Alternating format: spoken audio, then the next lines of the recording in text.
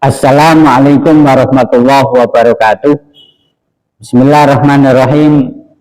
Selamat siang, salam sejahtera untuk kita semua, dan mudah-mudahan sahabat-sahabatku semuanya sebangsa dan setanah air ini dalam lindungan Tuhan Sang Maha Kuasa. Amin. Beberapa hari ini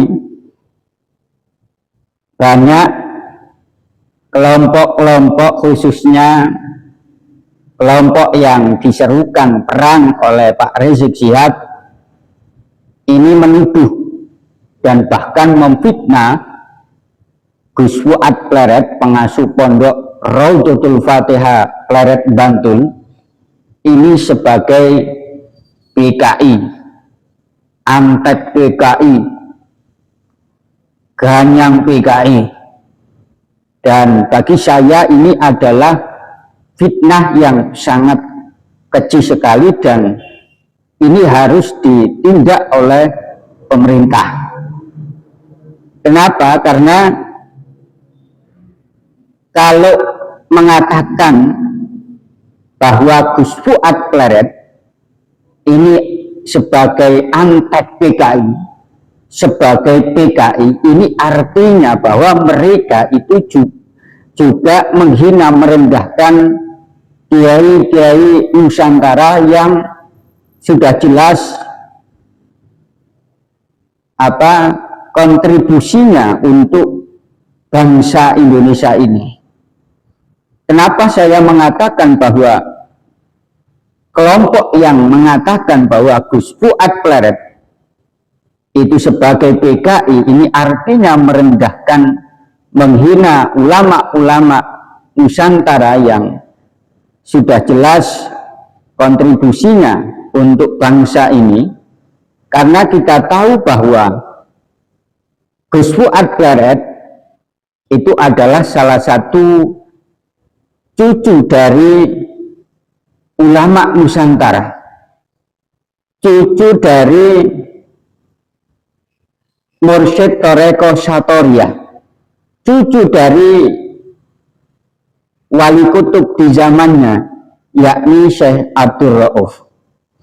Kesaksian bahwa Syekh Abdul Rauf ini sebagai wali kutub di zamannya itu disampaikan oleh Kiai Haji Raden Syarif Rahmat beberapa tahun yang lalu, tepatnya kurang lebih 2 tahun yang lalu, di sebuah channel dengan judul Silsilah Nasab Gus Fuad Pleret Menelusuri Jejak Wali Kutub Duriyah Nabi, yang disampaikan oleh Kiai Haji Raden Syarif Rahmat. Dalam podcast tersebut, Kiai Haji Raden Syarif Rahmat menyampaikan bahwa Syekh Abdul Rauf itu adalah wali kutub di zamannya, di mana beliau Kiai Syarif ini mendapatkan informasi itu dari Kiai Zabidi.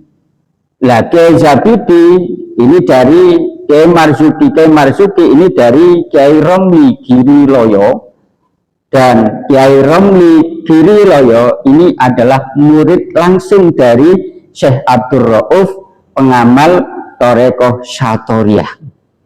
Atau bisa dikatakan bahwa kelompok yang mengatakan bahwa Gus Fuad itu PKI ini sama saja menuduh, memfitnah keluarga Wonokromo Pleret Bantul Yogyakarta ini juga sebagai PKI. Dan ini adalah sangat menghinakan sekali ulama-ulama Nusantara yang sudah jelas membela NKRI pada zamannya.